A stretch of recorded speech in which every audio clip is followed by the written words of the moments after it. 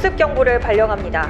국민 여러분께서는 즉시 가까운 지하시설이나 대피소, 건물 내로 안전하게 대피하시고 TV, 라디오, 문자 등을 통해 전달되는 민방위 경보통제소의 안내에 따라 행동하시기 바랍니다. 그런데 비상사태 발생 시 어떻게 해야 할까요?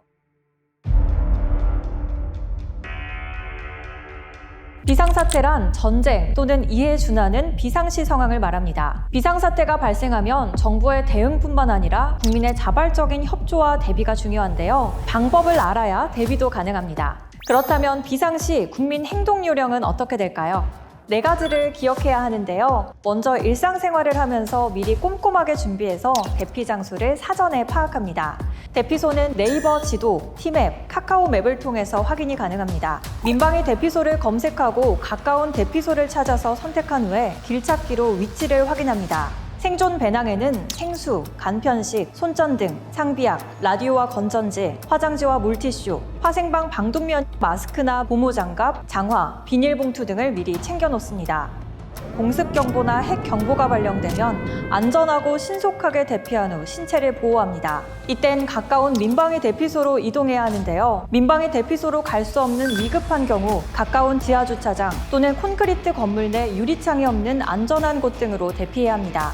화학 무기 공격으로 화생방 경보가 발령되면 대피 방향이 중요한데요. 건물 내에 있다면 높은 곳으로 이동해서 외부 공기가 차단되는 곳에 대피하고 외부에 있을 때는 화학 무기에 오염된 지역으로 바람이 분다면 바람의 반대 방향으로 대피합니다. 만약 오염된 지역에서 내가 있는 곳으로 바람이 불면 바람이 불어오는 방향의 좌측이나 우측으로 대피해야 합니다. 대피소에 대피한 후에는 정부의 안내 방송을 귀 기울여 잘 듣고 정부 안내에 따라 행동합니다. 특히 SNS 등에 유포되는 유언비어에 현혹되지 않아야 합니다. 대피소에서는 질서를 잘 유지하며 서로 배려하는 자세를 잊지 말아야 합니다.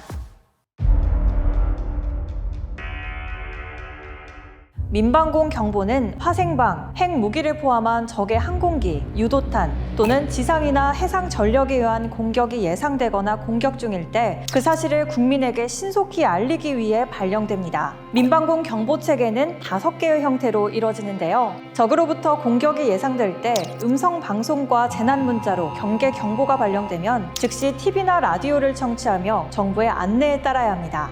어린이와 노약자는 미리 대피소로 대피하는 것을 권장하고 생존 배낭 등 비상용품을 미리 챙겨 놓습니다.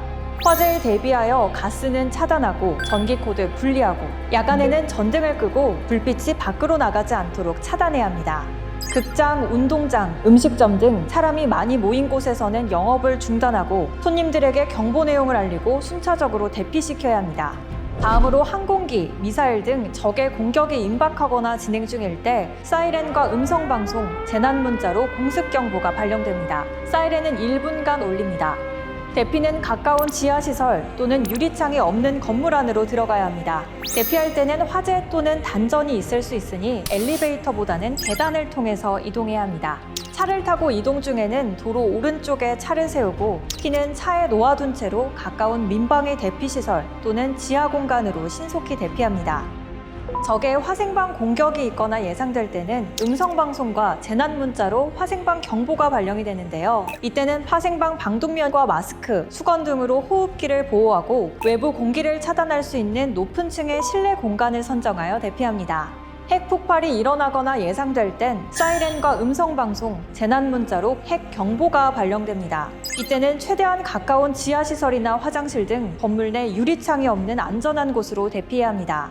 핵폭발이 발생하여 섬광을 보더라도 몇 초 이내 가까운 지하로 이동하거나 핵폭발 반대 방향으로 엎드리고 눈과 귀를 막고 입은 벌리고 배는 바닥에서 닿지 않게 합니다. 핵이 폭발하면 방사능이 섞인 눈과 비, 먼지 등 낙진이 상당 시간 발생합니다.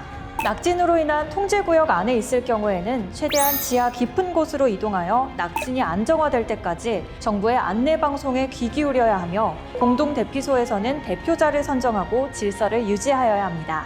통제구역이 아닌 경우는 정부 안내방송에 따라 낙진으로부터 안전하고 신속하게 대피한 후 비닐 등을 이용해 피부 노출을 최소화해야 합니다. 상황이 종료되면 음성방송이나 재난문자로 경보 해제가 이루어지는데요. 이땐 부상자 구조에 동참하고 다시 일어날 수 있는 공습에 대비해서 정부의 안내방송을 계속해서 청취해야 합니다. 화학 무기나 방사능의 피해 시 화생방 방독면이 없다면 마스크나 물수건 등으로 입과 코를 막고 비닐 등을 이용해 피부 노출을 최소화해야 합니다. 화학 무기나 방사능에 노출이 되었다면 자가 제염을 통해 피해를 최소화하는 것이 생존 확률을 높이는 방법입니다. 오염된 옷을 벗어 비닐 등에 밀봉하고 따뜻한 물과 비누를 사용하여 충분히 샤워하며 오염되지 않은 옷으로 갈아입습니다. 이때 흐르는 물이 눈과 입으로 들어가지 않게 하는 것도 중요합니다. 오염 지역을 벗어날 시간적 여유가 없는 경우에는 외부 공기를 차단할 수 있는 실내 장소를 찾아서 대피합니다. 생물학 무기의 피해 상황에서는 화생방 방독면, 마스크나 손수건 등으로 호흡기를 보호하고 화생방 대피소 또는 실내에 머물며 위생 관리를 철저히 하고 음식은 15분 이상 조리하여 섭취하도록 합니다. 생물학 무기로 의심되는 우편물을 받은 경우는 개봉하지 말고 격리된 곳에 보관 후 보건소나 행정기관에 신속하게 신고하여 주시기 바랍니다. 끝으로 행정안전부는 비상사태를 대비한 비상대비 체험관을 운영하고 있습니다. 체험관에서 비상시 행동 요령을 직접 체험해본다면 도움이 될 것입니다. 비상사태, 알고 대비한다면 우리는 더욱 안전할 수 있습니다.